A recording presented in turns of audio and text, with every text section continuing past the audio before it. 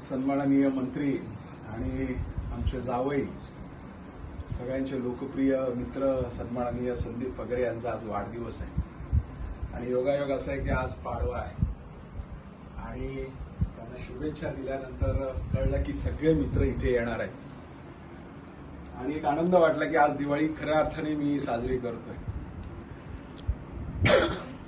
इथे सन्माननीय सचिन करंजे जी आहेत, अमोल जी आहेत, रवींद्रजी आहेत, आमच्या जंगमताई आहेत, हे सगळेच मंडळी आहेत। आनंद वाटतो की इथे घरात आल्यावरती दोन गोष्टी मला प्रकर्षाने जाणवल्या, त्या म्हणजे छत्रपती शिवाजी महाराजांची प्रतिमा ठेवलेली आहे।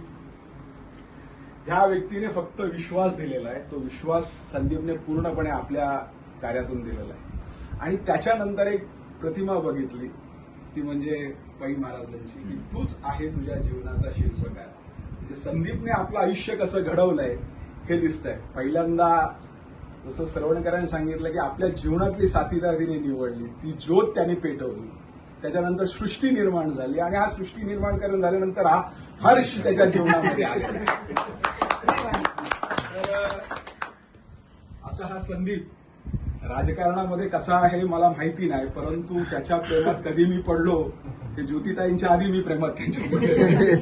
तर संदीप बद्दल काय सांगावं, पण मगाशी तुम्ही सांगितलं की जे पोटात असतं ते ओठावर नाही आलं पाहिजे, पण कधी कधी ते पोटातलं ओठावर सुद्धा आलं ना तर समजतं किती दिवस आपण पोटामध्ये ठेवणार आहोत। तो अंतर्गत जो धुसफूस असते, मगाशी त्यांनी सांगितलं की जेव्हा आम्हाला मुळात जायचं होतं तेव्हा आम्हाला वर पाठवलं आणि जेव्हा वर व्हायचं होतं तेव्हा खाली पाठवलं।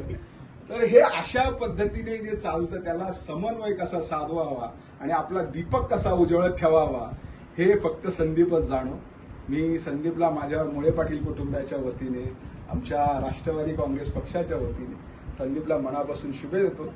संदीप पक्षाचा मंत्री झालाय, कधी राजकारणात सरकारचा मंत्री कधी होतोय हे आपण बघूया, त्याला सगळ्यांची साथ असेल अशी एक अपेक्षा व्यक्त करूया। पुन्हा एकदा तुझ्यासारख्या कौशल्याची आज समाजाला गरज आहे, तरच हा आपला रवींद्र फुलणार आहे, उजाळणार आहे, एवढंच सांगतो। पुन्हा एकदा तुझ्या जीवनाला अमोल जोड नाही। धन्यवाद।